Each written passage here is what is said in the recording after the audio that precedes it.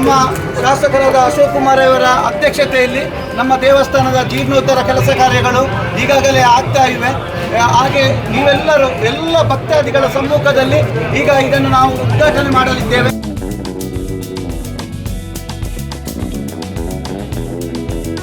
ಪ್ರತಿ ಮನೆಯಿಂದಲೂ ನೀವು ಕೊಟ್ಟಷ್ಟು ಸಾಕು, ನಿಮ್ಮ ದೇಣಿಗೆಯನ್ನು ನೀಡಿ ಈ ಒಂದು ಜೀರ್ಣೋದ್ಧಾರ ಕೆಲಸಕ್ಕೆ ಸಹಕರಿಸಬೇಕೆಂದು ಭಕ್ತಾದಿಗಳಲ್ಲಿ ನಮ್ಮ ಜೀರ್ಣೋದ್ಧಾರ ಸಮಿತಿ ಮತ್ತು ವ್ಯವಸ್ಥಾಪನಾ ಸಮಿತಿಯ ಪರವಾಗಿ ಕೇಳಿಕೊಳ್ಳುತ್ತೇನೆ.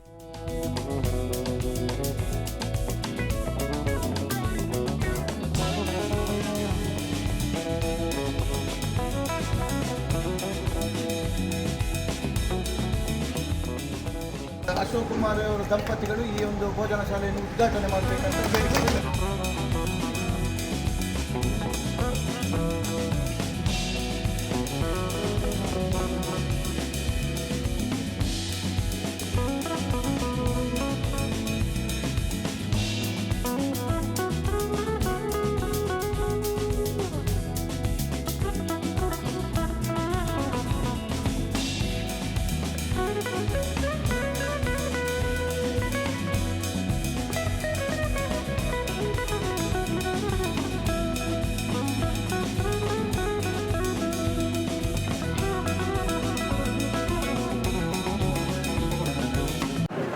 ಪುತ್ತೂರು ಶ್ರೀ ಮಹಾಲಿಂಗೇಶ್ವರ ದೇವರ ಜಾತ್ರೋತ್ಸವ ಇವತ್ತು ಆರಂಭ ಆಗಿದೆ.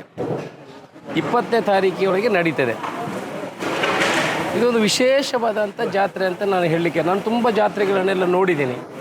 ಆದರೆ ಮಹಾಲಿಂಗೇಶ್ವರ ದೇವರ ಜಾತ್ರೆ ಅಂತ ಹೇಳಿದ್ರೆ ವಿಶೇಷ, ಎಲ್ಲ ಒಂದು ಹೆಜ್ಜೆಗೂ ಅದಕ್ಕೆ ಒಂದು ವಿಶೇಷ ರೀತಿಯ ಹಿಂದಿನ ಕಟ್ಟುಕಟ್ಟಳೆಯಿಂದ ಬಂದಿರುವಂಥ. ಈಗ ನೀವು ಉದಾಹರಣೆಗೆ ಹೇಳಬೇಕಿದ್ರೆ ಉಳ್ಳಾಲ್ತಿ ಬರುವಾಗ ಪ್ರತಿ ಒಂದು ಹೆಜ್ಜೆಗೂ ಒಂದು ಕಟ್ಟುಕಟ್ಟಳೆಯಿಂದ ಅದು ನಡೆಯುವಂಥದ್ದು.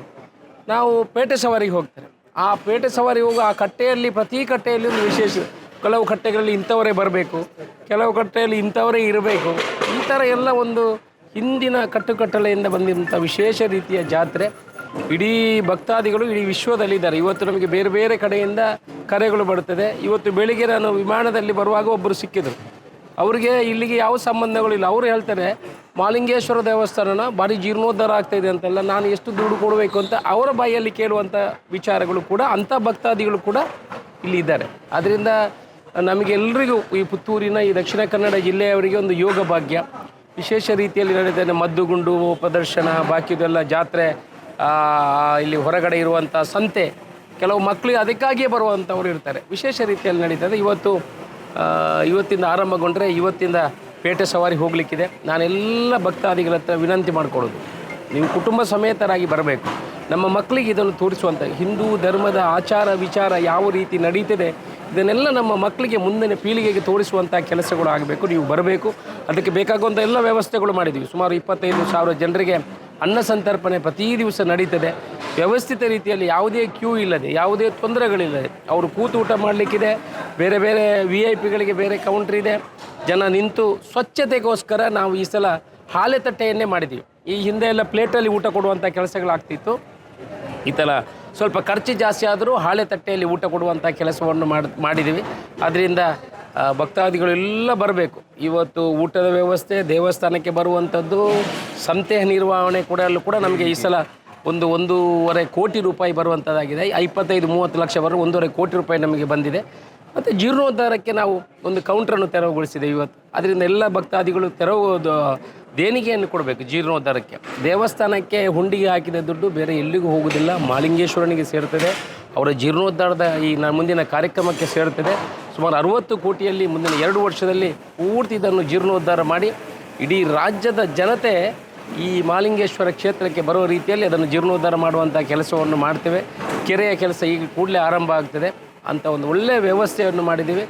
ಆನಂತರ ಏನು ನಾವು ಪುಣ್ಯಸ್ಥಾನಕ್ಕೆ ಹೋಗುವಂಥದ್ದು ವೀರಮಂಗಲಕ್ಕೆ, ಆವಾಗ ಕೂಡ ನಾವೆಲ್ಲ ಜೊತೆಯಲ್ಲಿ ಹೆಜ್ಜೆ ಹಾಕಬೇಕು. ಸುಮಾರು ಒಂದು 15,000 ಜನ ಆ ದೇವರ ಜೊತೆ ಪುಣ್ಯಸ್ನಾನವನ್ನು ಮಾಡಬೇಕು. ಅದಕ್ಕೆ ಪ್ರಾಮುಖ್ಯತೆಯನ್ನು ಬರುವಂಥ ಕೆಲಸಗಳು ಆಗಬೇಕು. ಇದರಿಂದ ನಮ್ಮೆಲ್ಲ ಕಷ್ಟಗಳು ನಿವಾರಣೆ ಆಗುವಂಥ ಕೆಲಸಗಳಾಗ್ತದೆ. ತಾವೆಲ್ಲ ಬಂದು ಈ ಜಾತ್ರೋತ್ಸವವನ್ನು ಯಶಸ್ವಿ ಮಾಡಿ ಕೊಡಬೇಕಂತ ನಿಮ್ಮ ಮೂಲಕ ನಾನು ಪ್ರತಿ ಭಕ್ತಾದಿಗಳ ಹತ್ರ ವಿನಂತಿ ಮಾಡ್ಕೊಳ್ತೀನಿ. ನಿಮಗಾಗಿ ಎಲ್ಲ ವ್ಯವಸ್ಥೆಗಳನ್ನು ಮಾಡಿದೆ. ಕುಟುಂಬ ಸಮೇತರಾಗಿ ಬನ್ನಿ, ದೇವರ ದರ್ಶನ ಪಡೀರಿ. ಅನ್ನ ಸಂತರ್ಪಣೆ ಸ್ವೀಕಾರ ಮಾಡಿ ಈ ಜಾತ್ರಾ ಉತ್ಸವ 10 ದಿವಸದನ್ನು ನೀವೆಲ್ಲ ನೋಡಿ ದೇವರ ಅನುಗ್ರಹದೊಂದಿಗೆ ಆನಂದಿಸಿ ಅಂತ ನಿಮಗೆ ಶುಭವನ್ನು ಕೊಡುತ್ತೇವೆ. ಮಹಾಲಿಂಗೇಶ್ವರ ದೇವಸ್ಥಾನದ ವರ್ಷಾವಧಿ ಜಾತ್ರೋತ್ಸವವು ಈ ಸಲ ಕಳೆದ ಸಲದಿಂದಲೂ ಈ ಸಲ ವಿಜೃಂಭಣೆಯಿಂದ ನಡೀತದೆ. ವಿಜೃಂಭಣೆಯಿಂದ ನಡೀತದೆ ಅಂದರೆ ಇವತ್ತು ನೋಡಿ ನಮ್ಮ ದೇವಮಾರು ಗದ್ದೆ 2 ಎಕರೆ ಜಾಗ ಇವತ್ತು ಜಾಸ್ತಿ ಆಗಿದೆ. ನಾವು ಪರ್ಚೇಸ್ ಮಾಡಿದ ಜಾಗ ಮತ್ತು ನಮ್ಮ ಕಂಬಳದ ಕರೆಯನ್ನು ಮುಚ್ಚಿಸುವಂಥದ್ದು, ಸ್ಟೇಜನ್ನು ತೆರವುಗೊಳಿಸುವಂಥದ್ದು, ಗೋಶಾಲೆ ತೆರವುಗೊಳಿಸುವಂಥದ್ದು, ಇದನ್ನೆಲ್ಲ ಸ್ವಚ್ಛತೆ ಮಾಡಿ ವ್ಯವಸ್ಥಿತ ರೂಪದಲ್ಲಿ ಇವತ್ತು ನಾವು ಮಾಡಿಕೊಂಡು ಬಂದಿದ್ದೇವೆ. ಹಾಗೆ ಅನ್ನಪ್ರಸಾದ ನೀಡುವಂಥ ಜಾಗ ಕೂಡ ಅನ್ನದ ಅಗುಳು ಮುತ್ತಾದ ಸ್ಥಳ ಅದು. ಈ ಹಿಂದಿನ ಇತಿಹಾಸ ಇದೆ ಅದಕ್ಕೆ.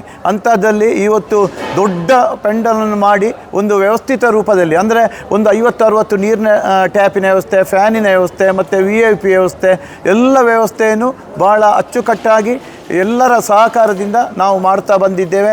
ಹಾಗೆ ಒಳಗೆ ದೇವತಾ ಕಾರ್ಯ ಕೂಡ ಒಂದು ವ್ಯವಸ್ಥಿತ ರೂಪದಲ್ಲಿ ನಾವು ಇವತ್ತು ಮಾಡಿದ್ದೇವೆ. ಕಳೆದ ಸಲ 2 ಲಕ್ಷ ಜನಕ್ಕಿಂತಲೂ ಹೆಚ್ಚು ಅನ್ನಪ್ರಸಾದ ಸ್ವೀಕಾರ ಮಾಡಿದ್ದಾರೆ. ಈ ಸಲ 2.5 ಲಕ್ಷಕ್ಕಿಂತಲೂ ಹೆಚ್ಚು ಜನ ಅನ್ನಪ್ರಸಾದ ಸೇವಿಸುವಂಥ ಕೆಲಸವನ್ನು ಮಾಡ್ತಾರೆ. ಹಾಗೆ ಸಿಡಿಮದ್ದು ಫಸ್ಟಿಗೆ 16ಕ್ಕೆ ಈ ಹಿಂದೆ ಬಂದಂತೆ ನಮ್ಮ ಉಲ್ಲಾಲ್ತಿ ಅಮ್ಮನವರು ಬರುವ ದಿವಸ ಸುಮಾರು ಸಿಡಿಮದ್ದನ್ನು ಆವತ್ತು ಕೂಡ ನಾವು ಮಾಡ್ತೇವೆ.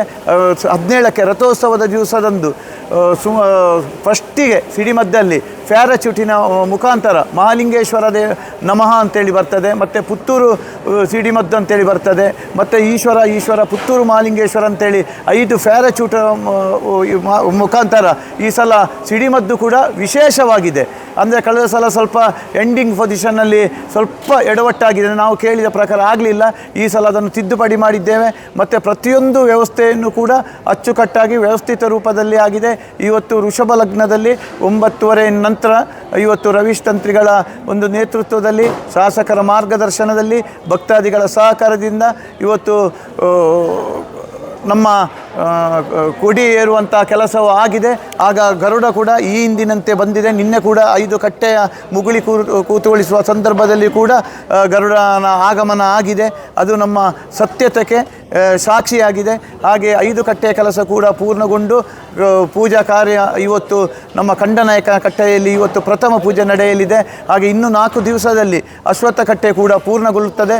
ಇಲ್ಲಿ ಧೂಳು ಬರ್ತದೆ ಅಂತೇಳಿ ಅದರ ಕೆಲಸ ಕಾರ್ಯವು ಬೇರೆ ಕಡೆ ಮಾಡಿ ನಾವು ಇಲ್ಲಿಗೆ ತಂದು ಆ ಕಟ್ಟೆಯ ಕೆಲಸವನ್ನು ಇನ್ನು 2-3 ದಿವಸದಲ್ಲಿ ಪೂರ್ಣಗೊಳಿಸ್ತೇವೆ. ನಮ್ಮ ಜೀರ್ಣೋದ್ಧಾರ ಕೆಲಸ ಕಾರ್ಯಗಳು ಈಗಾಗಲೇ ಶುರು ಆಗಿದೆ. ಇವತ್ತು ಸೇವಾ ಕೌಂಟ್ರು ಕೂಡ ನಾವು ಓಪನ್ ಮಾಡಿದ್ದೇವೆ. ಎಲ್ಲ ಭಕ್ತಾದಿಗಳು ಪ್ರತಿ ಮನೆಯಿಂದಲೂ ಕೂಡ ನೀವು ಕೊಟ್ಟದ್ದು ಸಾಕು, ನೀವು ದೇಣಿಗೆಯನ್ನು ನೀಡಬೇಕಂತೇಳಿ ನಾನು ನಿಮ್ಮಲ್ಲಿ ವಿನಂತಿಸ್ತೇನೆ. ಎಲ್ಲ ಭಕ್ತಾದಿಗಳು, ಎಲ್ಲ ಸಂಘಟನೆಗಳು ಎಲ್ಲರೂ ಕೂಡ ಈ ಮಹಾಲಿಂಗೇಶ್ವರ ದೇವರ ಜಾತ್ರೋತ್ಸವದಲ್ಲಿ ಭಾಗಿಯಾಗಿ ದೇವರ ಕೃಪೆಗೆ ಪಾತ್ರರಾಗಬೇಕಂತ ಈ ಮೂಲಕ ಕೇಳಿಕೊಳ್ತೇನೆ.